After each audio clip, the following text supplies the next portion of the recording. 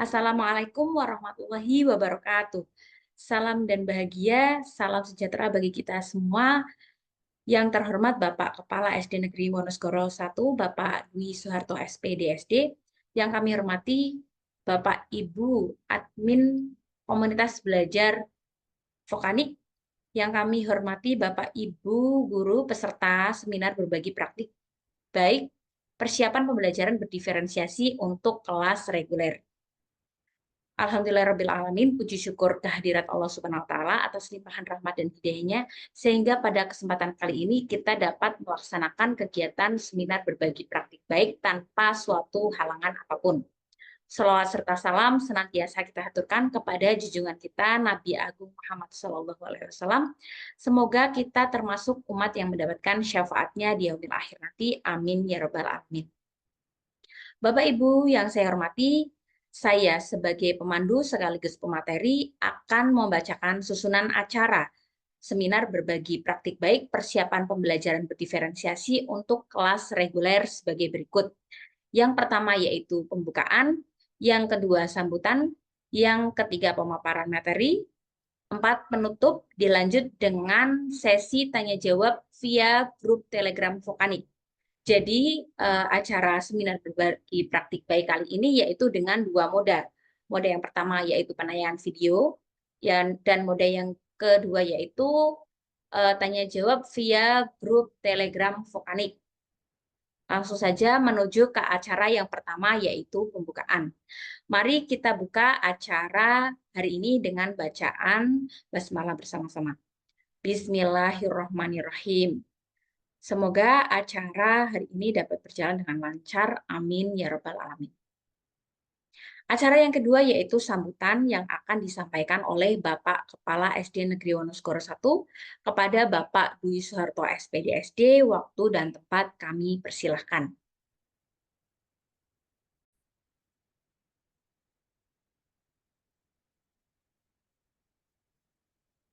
Assalamualaikum warahmatullahi wabarakatuh. Alhamdulillah wa syukurillah wa nikmatillah la haula wa la quwata illa billah amma ba'du. Kepada Bapak Ibu peserta seminar berbagi praktik baik persiapan pembelajaran berdiferensiasi untuk kelas reguler. Salam guru hebat.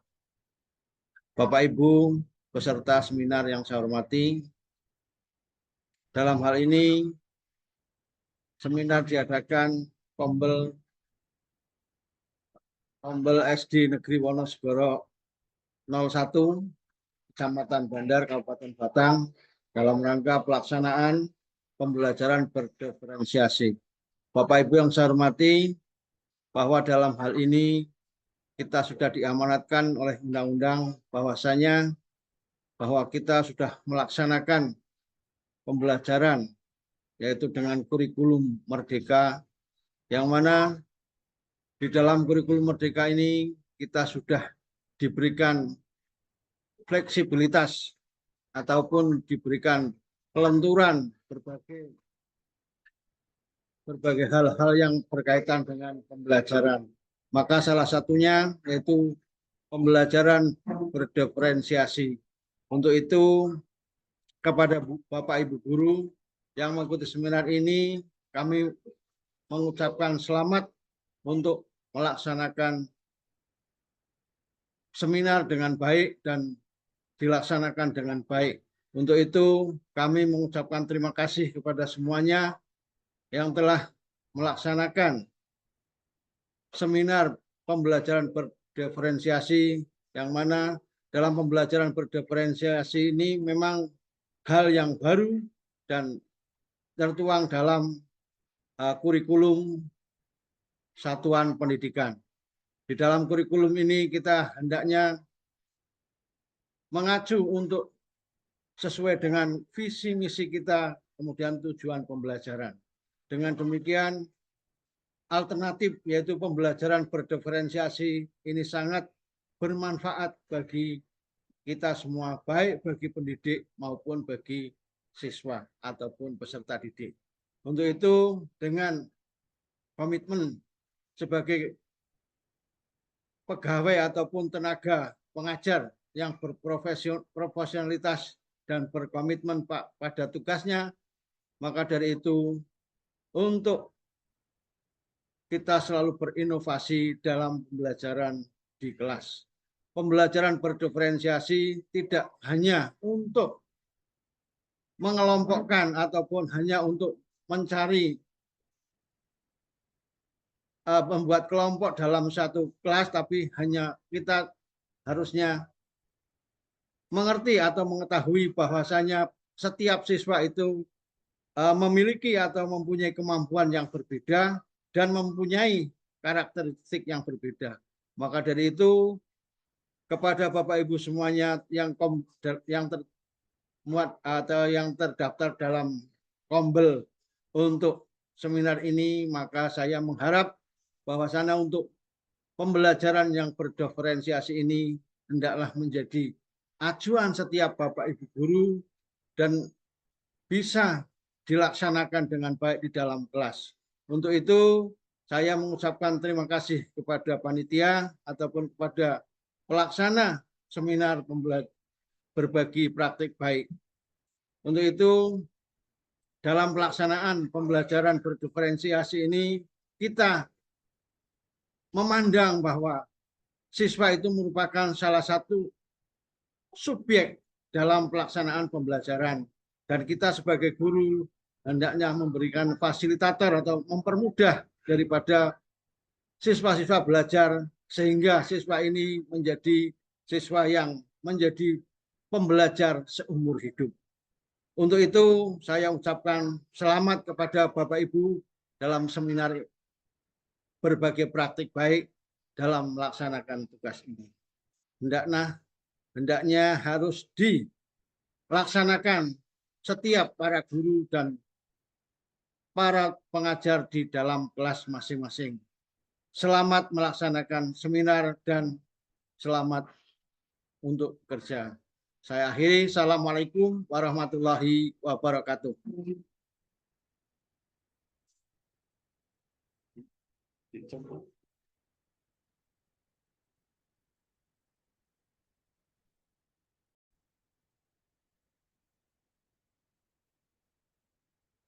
Waalaikumsalam warahmatullahi wabarakatuh.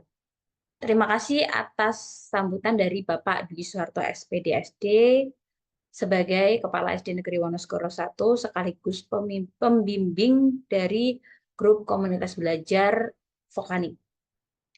Acara yang selanjutnya yaitu pemaparan materi, seminar berbagi praktik baik persiapan pembelajaran berdiferensiasi untuk kelas reguler.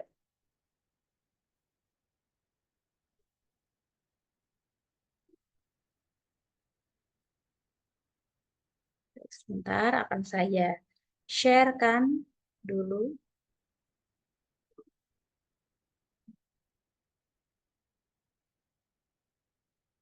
Seminar berbagi praktik baik persiapan belajar berdiferensiasi untuk kelas reguler.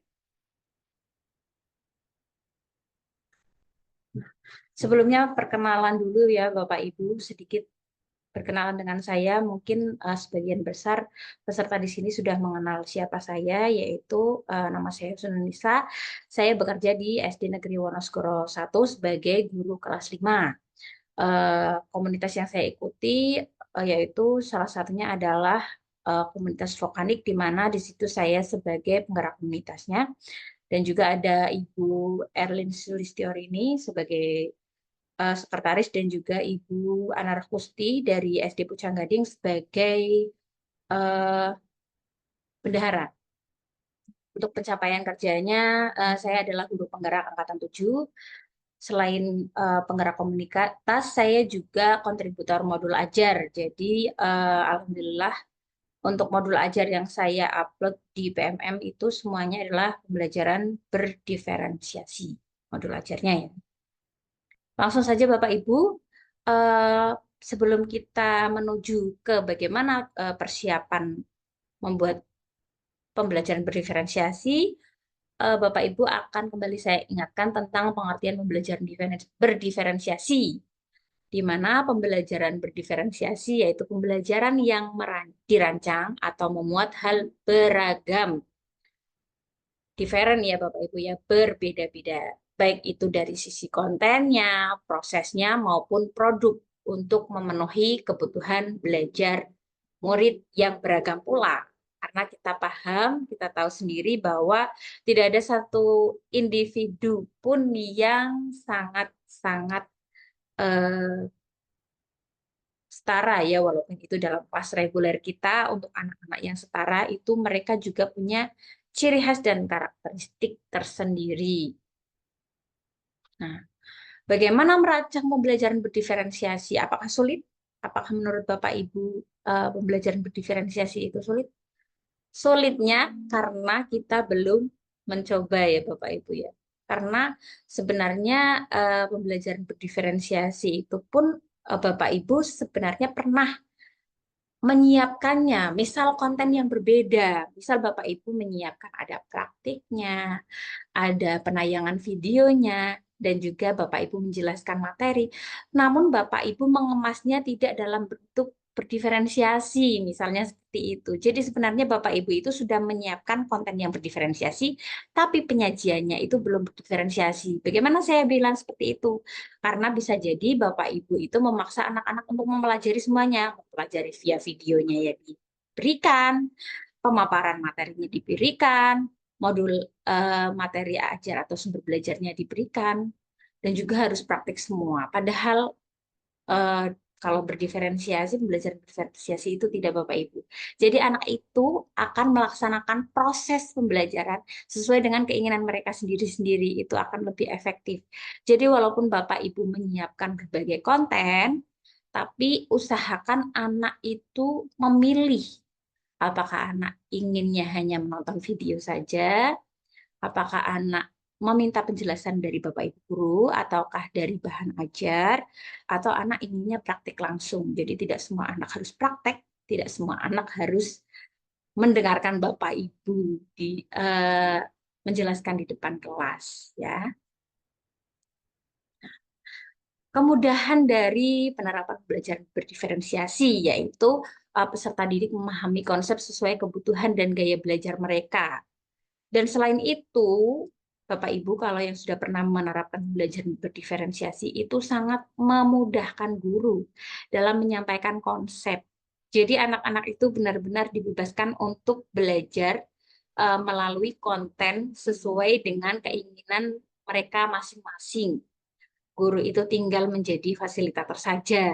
Tidak selalu guru itu harus menjelaskan materi. Jadi ada kalanya ketika saya sendiri pengalaman saya menerapkan pembelajaran berdiferensiasi itu saya full tidak menerangkan Bapak Ibu.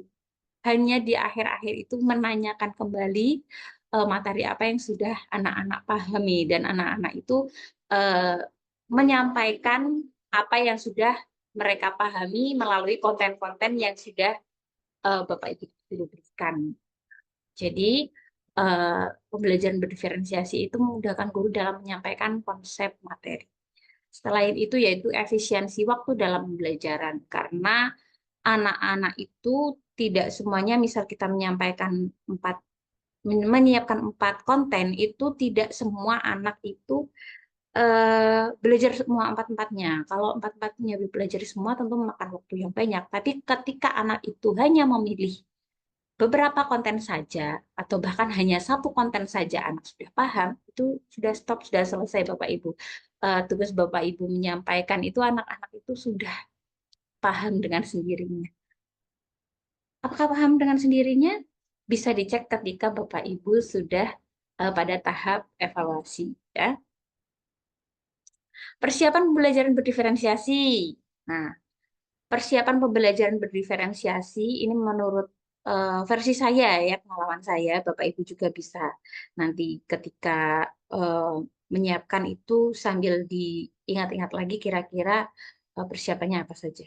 Yang pertama yaitu menentukan fokus pemenuhan kebutuhan murid. Nah, menentukan fokus pemenuhan kebutuhan murid. Jadi Bapak Ibu bisa memilih kira-kira pemenuhan kebutuhan murid itu yang apa yang akan kita penuhi. Kenapa saya bilang seperti itu? Karena dalam kelas kita, kelas reguler, ini saya menuliskan judul kelas reguler ya, bukan kelas inklusi. Jadi walaupun kelas kita itu kelas reguler, pasti anak-anak itu memiliki perbedaan atau diferensiasi mungkin dalam hal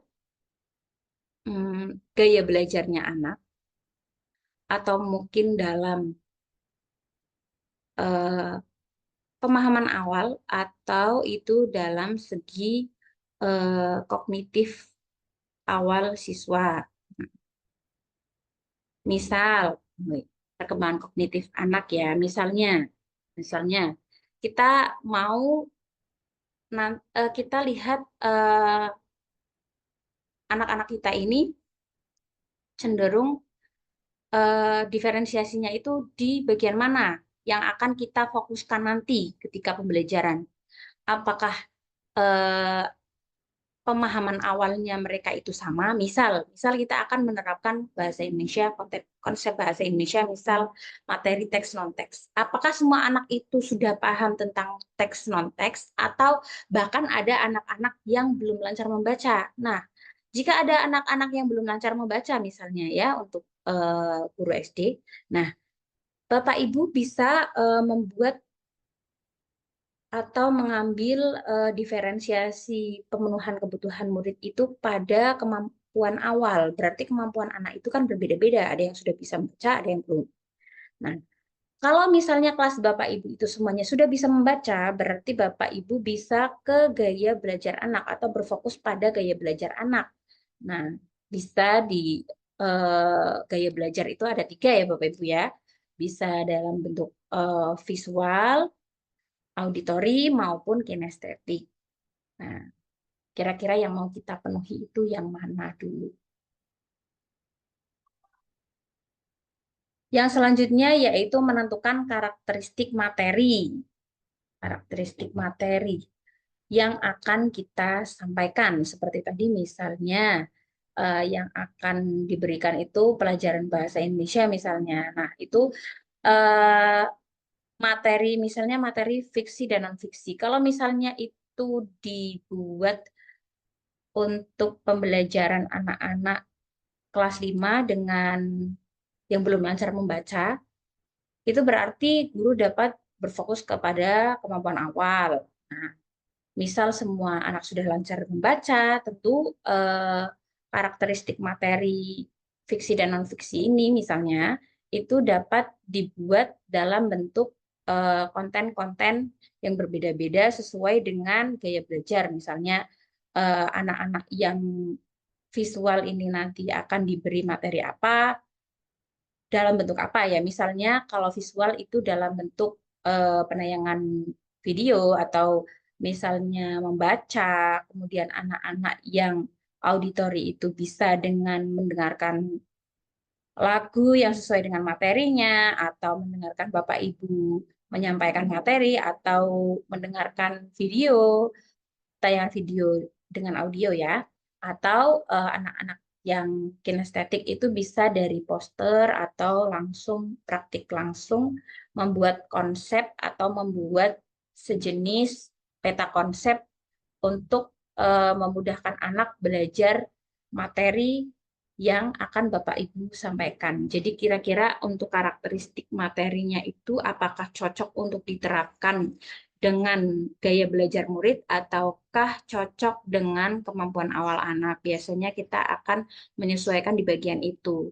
Lebih mudahnya yaitu Bapak Ibu berfokusnya kepada gaya belajar anak, karena menurut saya untuk kemampuan maupun gaya belajar itu dua karakteristik anak ini sangat memungkinkan sekali untuk diterapkan di berbagai materi pelajaran. Menurut saya sangat memungkinkan Bapak Ibu untuk menyiapkan pembelajaran diferensiasi dengan berfokus pada dua karakteristik anak tersebut. Nah, kalau kita sudah menentukan karakteristik materinya, yang selanjutnya yaitu karakteristik materi juga maksud saya adalah tujuan pembelajaran ya. Jadi tujuan pembelajaran itu kira-kira dapat dicapai dengan hal apa saja, misalnya dari fokus pemenuhan kebutuhan ataukah kontennya juga disiapkan. Yang ketiga, menentukan konten sesuai gaya belajar yang dipilih, seperti yang saya jelaskan tadi. konten belajar yang akan disiapkan Bapak Ibu itu kira-kira akan dibagi kepada konten untuk anak-anak yang sesuai gaya belajarnya atau sesuai dengan kemampuan awalnya. Misal kalau untuk konten memenuhan awal berarti tentu misal anak belum lancar membaca, berarti Bapak Ibu bisa menyiapkan tayangan video atau menyiapkan lagu atau melihat suatu peta konsep.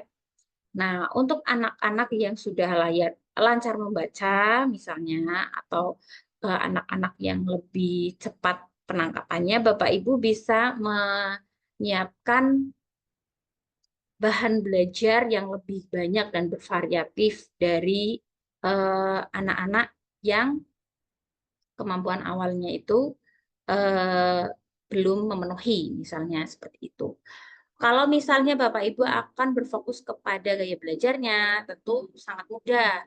Bapak Ibu hanya menyiapkan konten-konten sesuai dengan gaya belajar. Berarti paling tidak ada 3 pemenuhan. Yang pertama untuk anak-anak visual, bisa dari video maupun bisa dari bahan ajar. Kalau untuk anak-anak auditori bisa mendengarkan musik, mendengarkan lagu, atau mendengarkan Bapak Ibu menerangkan materi, atau bisa juga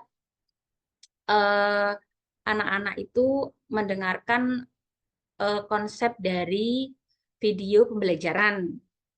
Jadi bukan Bapak Ibu yang menjelaskan, tapi mencarikan video pembelajaran. Karena kan sekarang banyak sekali ya di YouTube materi pembelajaran itu sangat banyak. Jadi Bapak Ibu bahkan mungkin dari kita yang menerangkan itu menurut anak biasa saja, tapi ketika anak-anak menonton video pembelajaran dari YouTube itu malah mereka akan lebih paham karena mereka lebih tertarik. Biasanya seperti itu.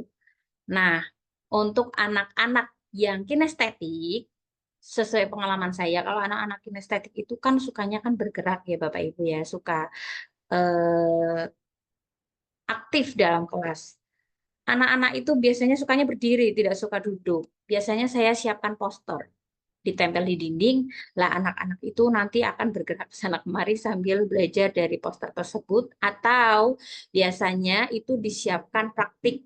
Nah, seperti contoh yang tadi saya mencontohkan bahasa Indonesia teks sinak dan non fiksi itu, kalau saya anak-anak kinestetik itu saya buatkan selain poster yaitu membuat mind mapping. Jadi mereka itu menggunting-gunting tulisan, kemudian ditempel-tempel sesuai konsep yang mereka pahami. Jadi mereka itu membaca sambil berdiri, sambil bergerak, dan juga mereka bahkan berkreasi, menggunting, dan juga membuat peta konsep sendiri dengan contoh dari bahan ajar juga ada. Nah, mohon maaf Bapak Ibu sebelumnya ya, Bapak Ibu di sini apakah sudah paham semua tentang gaya belajar? Saya harap Bapak Ibu paham tentang gaya belajar ya. Sebelumnya saya jelaskan sedikit lagi tentang gaya belajar tadi. Yang pertama ada anak visual atau anak-anak yang cenderung suka membaca, suka melihat. Pokoknya menggunakan visualisasi mereka. Kalau anak-anak yang auditori itu cenderung mendengarkan. Nah, Bapak Ibu sedikit pengalaman saya termasuk orang auditori Bapak Ibu. Jadi kalau misalnya saya termasuk yang rajin sekolah ya. Kalau misalnya saya sekolah itu saya mendengarkan Bapak Ibu menjelaskan, Bapak Ibu guru saya menjelaskan itu saya sudah paham. Tapi ketika sehari saja saya tidak berangkat itu saya langsung tidak paham konsepnya sama sekali. Kalau disuruh membaca lama itu saya bahkan tidak bisa. Kalau hanya membaca itu saya tidak ada yang masuk. Saya harus mengeluarkan kata-kata sehingga telinga saya mendengar sendiri dan itu harus diulang-ulang. Kalau membaca itu seperti itu. Jadi saya tidak jujur tidak terlalu suka membaca Bapak Ibu. Jadi lebih suka mendengar orang menerangkan atau mendengarkan musik, mendengarkan lagu dan sebagainya atau menonton video yang ada auditorinya, ada suaranya, ada audionya seperti itu. Nah, sehingga Bapak Ibu kadang mungkin Bapak Ibu ketika sekolah ada yang teman-temannya bilang, "Eh, kamu tidak belajar, tapi kamu nggak harus belajar aja bisa gitu. Sebenarnya itu salah Bapak Ibu. Jadi anak-anak auditori ini memang terlihatnya itu tidak belajar itu, padahal mereka itu selalu belajar Bapak Ibu dari apa yang mereka dengar, lebih ke dari apa yang mereka dengar dan mereka lihat secara langsungnya. Jadi lebih kepada auditorinya mereka yang main. Walaupun anak auditori tidak mesti melulu hanya auditori saja, pasti ada sedikit visualnya berapa persen, auditornya berapa persen, kinestetiknya berapa persen seperti itu. Bapak Ibu. Untuk anak-anak kinestetik itu adalah anak-anak yang tidak bisa diam, harus bergerak. Pasti di kelas Bapak Ibu ketika Bapak Ibu menerangkan ada saja anak yang disuruh duduk itu susah sekali. Sepertinya itu di tempat duduknya itu mungkin bagi Bapak Ibu itu ada semacam apa ya? Mungkin bagi kita, kamu tempat duduknya ada apanya? Ada eh, kacanya, ada jarumnya, kenapa nggak mau duduk? Biasanya kan sampai eh, ada guru yang bilang seperti itu ya Bapak Ibu ya. Sebenarnya tidak Bapak Ibu, tapi karena memang anak ini itu rasanya itu tidak bisa kalau mereka itu hanya duduk diam itu mungkin mereka memang tidak bisa. Anak-anak kinestetik itu harus diberi pekerjaan untuk eh, anggota tubuh tangan dan kakinya itu bergerak. Nah, itu tadi penjelasan tentang konten sesuai gaya belajar. Yang selanjutnya yaitu pengembangan konten melalui pemetaan aset dan sumber daya lingkungan. Bapak Ibu mungkin bisa berangan-angan, saya itu pinginnya ngasih poster, menayangkan video, eh, membuat bahan ajar. Tapi kira-kira selain itu, atau bahkan jika memang ternyata tidak ada eh, aset dan sumber daya di sekolah yang mendukung, apakah ada opsi-opsi lain? Karena pasti ada Bapak Ibu. Misalnya, yang pernah saya lakukan itu adalah untuk, saya pernah ada materi pembelajaran yang saya buat diferensiasi itu IPAS materi sumber daya alam. Nah, konten yang saya sajikan itu adalah saya bahkan minta anak-anak sendiri untuk mencari sumber daya yang ada di lingkungan sekolah tanpa harus keluar sekolah. Jadi justru kontennya itu yang menyiapkan adalah anak-anak. Bisa itu tanah yang ada di sekolah, rumput, kemudian kerikil-kerikil kecil, kemudian air, daun-daunan, dedaunan, ranting. Nah, itu bunga-bunga yang ada di lingkungan sekolah. Bahkan daun pisang itu untuk pemenuhan konten pembelajaran itu saya dapatkan dari lingkungan sekolah. Jadi sebisa mungkin Bapak Ibu itu mengoptimalkan aset dan sumber daya yang ada di lingkungan sekolah Bapak Ibu. Kalau misalnya ada proyektor bisa untuk menampilkan, menayangkan proyektor. Kalau misalnya ada eh, tablet atau Chromebook bahkan ya di sekolah ya sangat-sangat bisa untuk dipergunakan oleh Bapak Ibu. Kalau misalnya tidak ada ya tidak usah dipaksakan.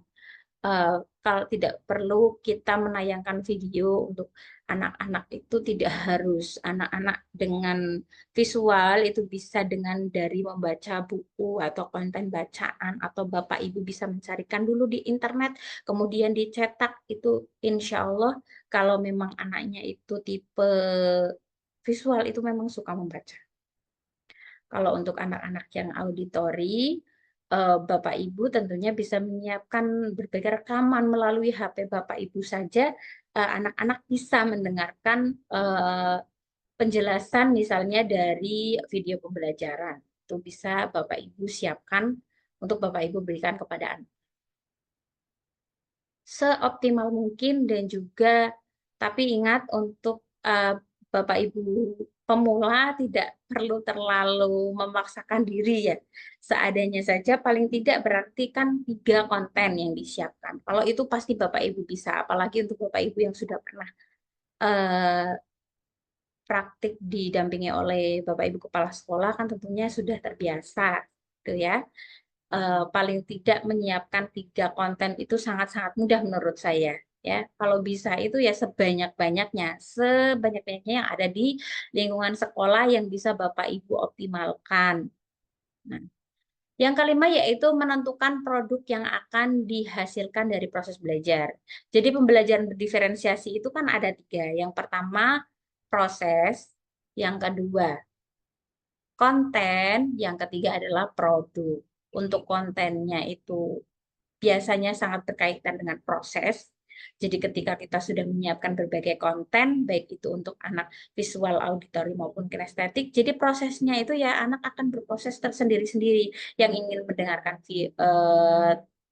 pembelajaran ya mendengarkan pembelajaran, yang ingin menonton video atau membaca ya menonton video dan baca, yang ingin melihat poster atau membuat praktik langsung ya dapat praktik langsung seperti itu Bapak Ibu. Dan kemudian untuk diferensiasi produknya, nah Bapak Ibu tinggal menyampaikan kepada anak-anak bagaimana anak-anak itu dapat menyajikan konten dari apa yang sudah mereka pelajari untuk dibuat menjadi suatu produk. Contohnya, misalnya pelajaran bahasa Indonesia, pembelajaran fiksi dan non-fiksi, misalnya ini ya, hanya contoh saja. Kira-kira untuk menunjukkan anak itu memahami ciri-ciri dan juga memahami konsep teks fiksi dan non-fiksi, nah kira-kira dapat disampaikan dalam beberapa cara. Misalnya, anak dapat menjelaskan secara langsung, maju di depan kelas menjelaskan. Misal, anak yang malu hanya mau menulis, bisa dengan menulis suatu rangkuman materi. Misal, untuk anak-anak yang kinestetik, mereka dapat membuat peta konsep dengan diberi hiasan-hiasan sehingga mereka itu tetap bisa bekerja membuat produk dengan kemampuan kinestetik mereka. Nah, sangat-sangat mudah sebenarnya Bapak Ibu karena setiap anak itu pasti punya keinginan sendiri untuk percaya diri menyampaikan apa yang mereka pahami dengan berbagai cara. Tidak harus semua anak itu maju ke depan dan berbicara dan juga tidak harus semua anak itu bisa menulis semuanya. Jadi kita bisa membebaskan anak-anak untuk membuat produk sesuai atau hasil karya sesuai dengan keinginan mereka masing-masing. Nah, selanjutnya nanti kita akan melihat contoh modul ajarnya ya, modul ajar pembelajaran berdiferensiasi. Nah, merancang modul ajar pembelajaran berdiferensiasi itu sebenarnya guru memang tidak harus menyajikan seluruh diferensiasi. Bisa milih salah satu atau dua, bisa hanya diferensiasi kontennya saja, bisa diferensiasi prosesnya saja, bisa berdiferensiasi produknya saja. Namun sebenarnya ketiga jenis pembelajaran berdiferensiasi ini saling berkaitan Bapak Ibu. Jadi ketika saya membuat hanya biasanya ya mulainya itu adalah dari konten. Ketika saya sudah menyiapkan konten itu saya langsung bisa menggambarkan kira-kira anak ini nanti produknya itu akan menjadi seperti apa. Jadi ketika anak itu melihat tayangan video, anak-anak bahkan bisa membuat video, Bapak Ibu. Sampai bisa membuat video. Kebetulan di sekolah saya ada tablet, jadi anak-anak itu bahkan produknya itu adalah menghasilkan video penjelasan sesuai dengan yang mereka pahami dari materi dan juga dari konten yang sudah mereka pelajari. Nah, untuk anak-anak yang suka menulis itu mereka bisa dibebaskan untuk membuat poster atau menulis karangan atau membuat ringkasan, resum dan sebagainya atau membuat suatu laporan. Nah, untuk anak-anak yang eh, visual itu biasanya kan juga suka menulis juga. Nah, tapi belum tentu Bapak Ibu. Bisa juga anak visual tapi malah sukanya menyampaikan ke materi ke depan. Boleh, sangat boleh ya. Bebaskan anak-anak untuk memilih produk yang ingin mereka tampilkan. Untuk anak-anak kinestetik juga biasanya mereka memang tetap cenderung sesuai praktek, misalnya praktek ya ada hasilnya. Kalau misalnya praktek membuat konsep, membuat peta pikiran, ya berarti mereka ada hasilnya langsung ke praktik membuat peta pikiran langsung jadi produk. Jadi produknya itu langsung beragam. Nah, oke.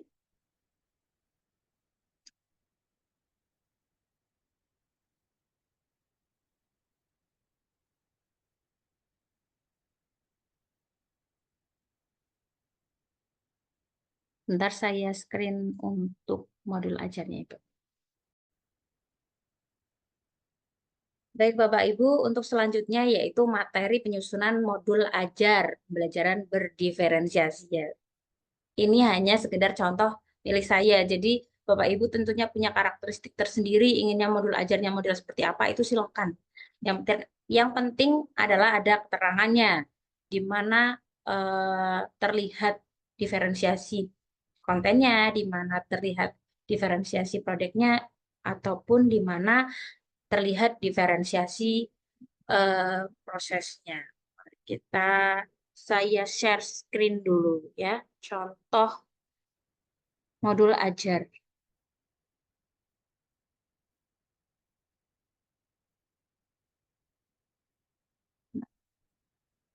Modul ajar.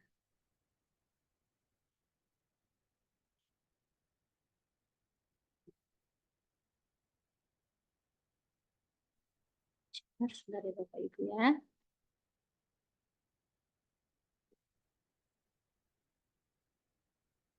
Oh, di sini ternyata.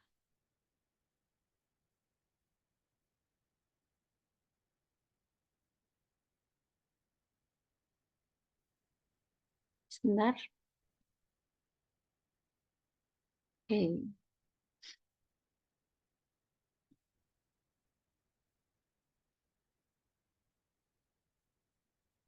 Sudah terlihat ya Bapak Ibu ya. Ini dia modul ajar bahasa Indonesia. Nah, sedikit saya sampaikan untuk modul ajar yang saya share ini, saya edit menggunakan Word ke PDF. Biasanya saya menggunakan Canva, kemudian saya PDF-kan, tapi ternyata di PMM itu Bapak Ibu lebih merekomendasikan Bapak Ibu membuat modul ajar itu dari Word ke PDF, bukan dari Canva ke PDF. Tapi ya kurang tahu itu kenapa, tapi yang jelas baik itu Canva maupun menggunakan Word itu semuanya menurut saya bagus dan baik ya. Untuk tampilan modul ajar ini saya sedikit ATM, amati tiru modifikasi dari eh, internet ya, Bapak Ibu. Nah, seperti biasa, untuk modul ajar yang pertama ya ada informasi umum, dituliskan nama penyusun, intensi sekolah, jenjang kelas, alokasi waktu, tahun pelajaran, dan juga bisa ditambah semester dan sebagainya. Biasanya Bapak Ibu punya informasi umum tersendiri untuk modul ajarnya ya. Untuk komponen inti. Nah, komponen inti ini kenapa saya sertakan, selalu saya sertakan di modul ajar dimanapun. Karena biasanya Bapak Ibu itu akan melihat komponen inti dari capaian pembelajarannya ini apakah sudah revisi, yang revisi versi 2024 atau masih yang lama. Nah, untuk saya ini sudah revisi, jadi bisa dilihat langsung di capaian pembelajaran fase C-nya ya. Ada yang bilang katanya CP itu perbedaannya sedikit. Kelihatannya bedanya sedikit ya Bapak Ibu ya, tapi tentu Bapak Ibu berharapnya kan kita menggunakannya kan CP versi yang baru ya. Saya perbesar dulu. Mana nih? Oke, agar terlihat ya. Lanjut. Tujuan pembelajaran, peserta didik mampu menganalisis informasi dari teks yang disajikan dalam tulisan, teks oral atau ide. Bapak Ibu, untuk tujuan pembelajaran ini silakan Bapak Ibu langsung kopas saja dari ATP yang sudah Bapak Ibu susun, yang sudah Bapak Ibu buat, langsung ditempelkan di sini aja. Profil pelajar Pancasila tentunya sama semuanya ya. Nah, untuk kata kunci tentu merujuk kepada tujuan pembelajaran, diambil kata kuncinya saja beberapa Bapak Ibu. Nah, target peserta didiknya sesuai dengan judul seminar berbagi praktik baik di sini kita menggunakan peserta didik reguler ya. Jadi jenis diferensiasinya itu berdasarkan gaya belajar, visual, auditori dan juga kinestetik. Bapak Ibu bisa menentukan jenis diferensiasi anaknya itu akan difokuskan ke mana, ke gaya belajar kah atau ke kemampuan awal atau ke kemampuan kognitif anaknya. Yang selanjutnya jumlah siswa ini opsional, asesmennya juga bisa dituliskan di situ, jenis asesmennya dituliskan, atau di sini saya asesmennya menggunakan asesmen individu dan juga asesmen kelompok. Jenis asesmennya itu ada presentasi, ada produk yang dihasilkan, tertulis juga, dan juga unjuk kerja. Model pembelajarannya yaitu tatap muka, persediaan materi, pengayaan, dan juga alternatif penjelasan, ada semua. Jadi saya tulis ya. Untuk kegiatan pembelajarannya itu individu dan juga berkelompok, tiap kelompok 4 orang. Metode pembelajaran yang saya gunakan yaitu PJBL, diskusi, dan presentasi. Nah, media pembelajarannya ada buku siswa, alat tulis dan alat warna, buku bacaan, internet, dan juga video pembelajaran. Bapak Ibu bisa langsung mengutipkan video pembelajaran yang Bapak Ibu sertakan, misalnya dari YouTube, linknya disertakan. Untuk materi pembelajarannya itu bisa langsung Bapak Ibu ambil di bahan ajar, buku teks siswa kalau memang ada. Kalau tidak ada, Bapak Ibu bisa mencari sendiri bahan ajarnya ya. Karena memang buku siswa yang versi CP revisi itu belum ada ya Bapak Ibu ya. Dan juga ATP yang kita buat tiap guru pasti tiap sekolah bisa jadi berbeda-beda. Untuk sumber sumber belajar ada sumber utama. Alhamdulillah karena untuk teks fiksi dan non fiksi ini di buku teks siswa yang versi yang belum revisi itu memang ada, jadi masih saya sertakan buku bahasa Indonesia kelas 5 SD. Untuk sumber alternatifnya ada bahan ajar dari internet, ada bahan ajar yang saya buat sendiri, dan juga ada YouTube serta poster. Nah, ini juga termasuk diferensiasi kontennya itu disiapkan di sumber belajar ini, Bapak Ibu. Harusnya ini Bapak Ibu bisa menambahkan tulisan diferensiasi konten juga boleh. Persiapan pembelajaran, memastikan semua sarana prasarana sudah tersedia, memastikan kondisi kelas kondusif, mempersiapkan bahan tayang, dan mempersiapkan lembar kerja siswa. Untuk panduan pembelajaran, untuk pembagian waktunya, ini saya menggunakan 2 JP, yaitu 70 menit kan, 35 JP kali 2. Nah, kegiatan pembukanya, untuk pembuka silakan Bapak Ibu sesuaikan dengan kebiasaan Bapak Ibu di kelas. Bapak Ibu, ketika kita sudah terbiasa masuk ke kelas, kita pasti ada karakteristik sendiri antara guru dan yang satu dengan guru yang lain. Ada yang masuk kelas salam langsung berdoa, ada yang masuk kelas itu menyapa dulu sebentar, salam kemudian menyapa ya. Seperti itu Bapak Ibu. Ketika Bapak Ibu sudah membiasakan, itu langsung secara spontan itu Bapak Ibu akan selalu melaksanakan hal yang sama setiap harinya. Biasakan untuk kegiatan pembuka, baik di modul Bapak Ibu yang Bapak Ibu buat dimanapun, itu dibiasakan itu disamakan sesuai dengan pembiasaan Bapak Ibu sendiri. Misal punya saya yang pertama setelah saya buka salam, itu saya menyapa anak-anak, bagaimana kabar mereka hari ini, dan bertanya siapa yang tidak hadir hari ini, seperti itu. Kalau misalnya di kelas Bapak Ibu itu ada papan emoji atau papan perasaan atau papan absen, itu Bapak Ibu bisa membaca papan absen dan papan emojinya. Kemudian salah seorang siswa diminta untuk memimpin berdoa. Setelah itu siswa diingatkan untuk selalu mengutamakan sikap disiplin setiap saat, mematuhi keyakinan kelas yang sudah disepakati bersama Bapak Ibu ya. Jangan lupa karena kita sudah kurikulum merdeka, untuk kesepakatan kelas di kelas ITA itu harus ada ya. Kalau ada Bapak Ibu yang belum buat, usahakan buat dulu walaupun ada di tengah-tengah semester seperti ini, sudah mendekati tengah semester ya. Nah, selanjutnya adalah mengingatkan materi pada pembelajaran sebelumnya. Kalau ini saya tentang label, kemudian disiapkan pertanyaan pemantik. Nah, setelah itu menyampaikan tujuan pembelajaran dan memotivasi siswa untuk aktif dan hadir sepenuhnya dalam kelas dengan meminta siswa berbagi tentang perasaan pagi ini. Ya, di situ ada dalam kurung yang pertama ada mulai dari diri. Jadi untuk pembelajaran yang saya rancang ini sesuai dengan tahapan merdeka Bapak Ibu, mulai dari D, M, E, elaborasi pemahaman, R,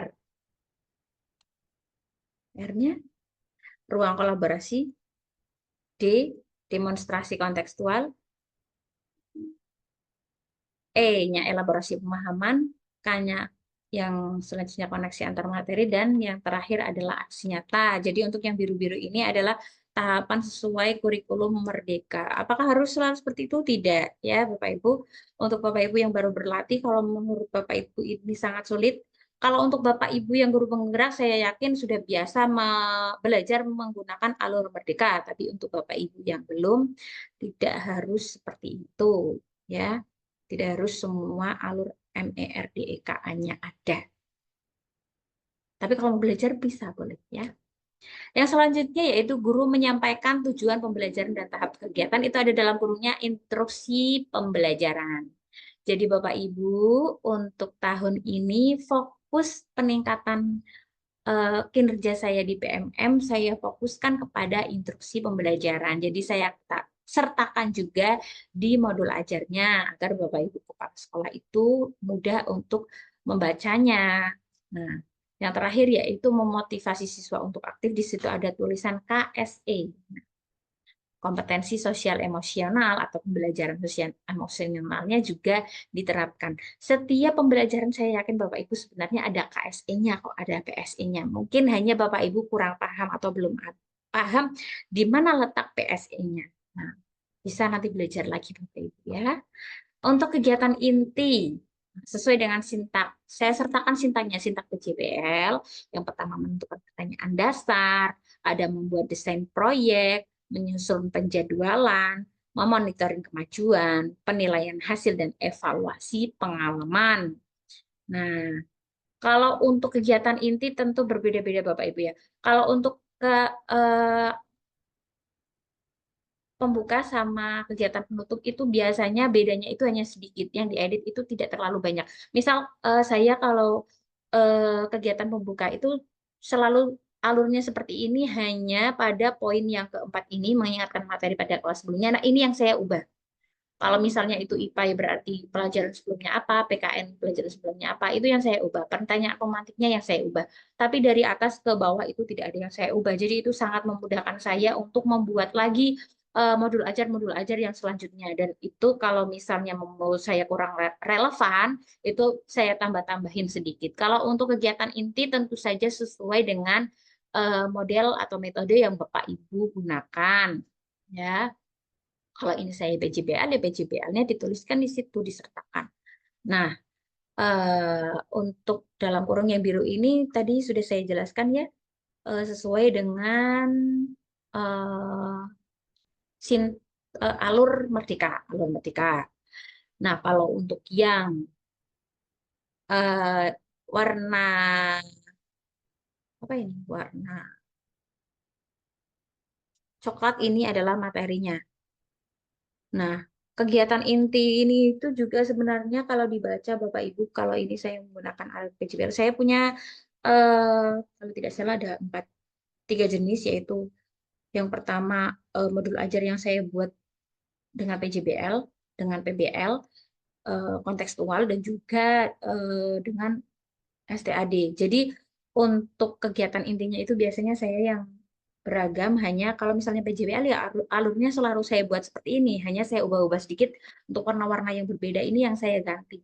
Jadi prosesnya itu selalu sama. Jadi ketika pembelajaran itu saya sudah ingat alur yang pernah saya ajarkan. Jadi ketika saya mengajari PJBL lagi, ya alurnya akan sama seperti itu. Ketika kegiatan pertama menentukan pertanyaan dasar, ya saya akan selalu membuat pertanyaan dasar itu saya tempelkan di papan kertas, saya tempelkan di papan tulis, saya tuliskan pertanyaan dasar. Kemudian anak-anak itu membuat pertanyaan dasar dari sticky notes atau dari kertas kecil yang nanti disolasi ditempelkan di papan pertanyaan dasar yang sudah saya siapkan. Itu sudah saya lakukan berulang kali, kayaknya kalau tidak salah sampai 4 kali, ya. Untuk PJBL-nya, khusus PJBL. Kalau PBL kan alurnya beda lagi Bapak Ibu. Jadi ini saya hanya menjelaskan untuk alur PBL yang sudah saya terapkan. Untuk pertanyaan dasarnya itu seperti itu. Untuk videonya Bapak Ibu bisa menonton video saya di YouTube ya. Untuk penerapannya nanti nonton sendiri di YouTube Bapak Ibu. Sangat banyak video pembelajaran yang saya upload. Jadi Bapak Ibu bisa menontonnya di YouTube. Kalau misalnya ada pertanyaan bisa langsung Bapak Ibu tanyakan kepada saya. Peserta didik selanjutnya membuat proyek ya. Di sini sudah ada tulisannya sendiri. Bapak Ibu nanti bisa baca. Nanti contoh modul ajar saya bisa saya share ke Bapak Ibu. Kemudian mendesain proyek, nah, menyusun penjadwalan. Nah, di situ juga ada instruksi pembelajaran juga ya di Sintak ini. Nah, yang instruksi-instruksi juga saya dalam kurung untuk mempermudah saya untuk menunjukkan kepada observer di kelas mana yang ingin saya tingkatkan, bagian mana yang ingin saya kembangkan dalam kemampuan saya mengajar. Kemudian untuk KSE-nya ada manajemen diri, instruksi pembelajaran. Seperti biasa nanti Bapak Ibu bisa membaca sendiri ya. Saya cari dulu fokusnya yaitu di, oh iya ini belum saya tuliskan ya. Untuk poin, nah 5, Sintak PJBL. Poin 5, peserta didik mempelajari teks fiksi dan non-fiksi dari berbagai sumber belajar yang sudah disiapkan Bapak Ibu. Kita fokus di sini. Jadi tadi kontennya itu sudah kita plotkan di media alat dan bahan yang disediakan di atas tadi ya. Nah, untuk fokus pelaksanaannya atau proses pembelajaran yang kediferensiasinya itu ada di sini. Peserta didik mempelajari teks fiksi dan non-fiksi dari berbagai sumber belajar yang sudah disiapkan guru. Buku paket, bahan ajar, video, poster, serta penjelasan guru. Jadi ini nanti anak itu hanya memilih mau pakai video kah, buku paket kah, bahan ajar kah, atau penjelasan guru saja. Nah, biasanya saya sampaikan ke anak, kira-kira kalian mau belajar apa? Belajar bagaimana? Siapa yang mau menonton video?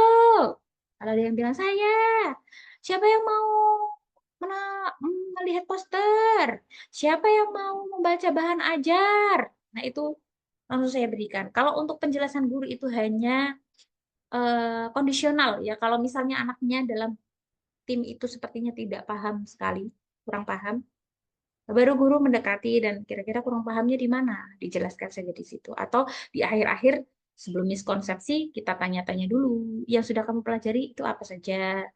Misal teks fiksi dan non-fiksi, teks fiksi itu apa, teks non-fiksi itu apa, hanya seperti itu. Jadi diferensiasi prosesnya itu ada di sini. Anak-anak itu hanya memilih proses sesuai dengan konten yang sudah disiapkan oleh guru. Oke, Bapak Ibu, lanjut saja ya ke kegiatan penutup. Kegiatan penutup juga saya biasanya eh, sama. Nah, tambahan sedikit penjelasan untuk pemutaran video ya. Usahakan karena tidak semua anak itu ternyata suka mendengarkan video Bapak Ibunya. Ada yang kalau ditayangkan video itu malah ngantuk ya, terutama untuk anak-anak kinestetik itu kalau disuruh menonton video itu biasanya mereka ngantuk Bapak Ibu. Nah, bagaimana caranya jangan ditayangkan di proyektor, tapi kalau bisa nonton saja di laptop. Yang mau nonton maju. Kalau Bapak punya speakernya, Bapak Ibu punya speakernya kecil itu, hanya di kelompoknya saja. Kalau saya kemarin, karena kebetulan tadi sudah saya sampaikan di sekolah saya ada tablet, jadi itu sangat memudahkan saya. Saya hanya memasukkan video itu ke dalam tablet anak-anak, kemudian tiap kelompok sesuai dengan jumlah kelompok, misal kelompoknya 4 ya saya buat 4. Kalau misalnya untuk lebih mudah lagi, satu tablet itu untuk 2 anak.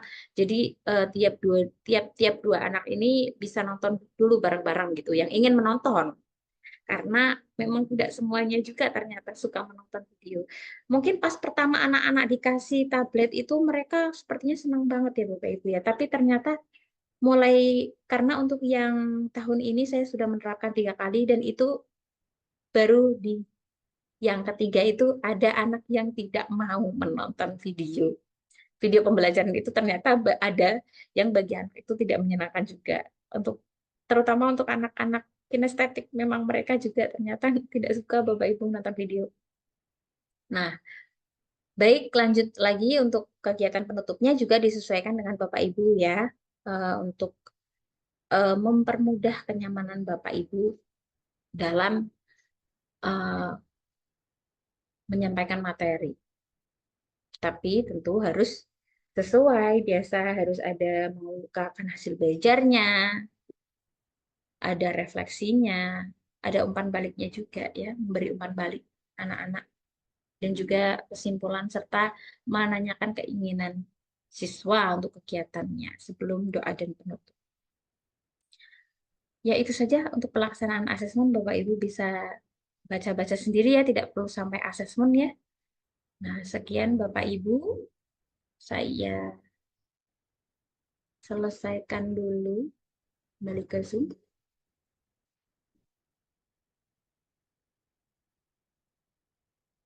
Stop share dulu ya.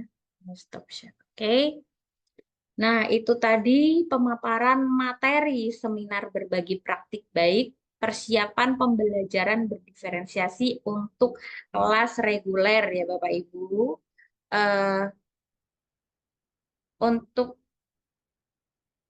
selanjutnya nanti tanya jawabnya yaitu via grup Telegram Vulkanik, atau Bapak Ibu bisa juga langsung WA ke saya. Nomor HP saya adalah 085 325 066 365. Saya ulangi, 085 325 066 365. Atau Bapak Ibu bisa ke eh, Facebook saya, akun Facebook saya itu Sasa, ya, SASA. Atau bisa juga ke Telegram Nisa Ita.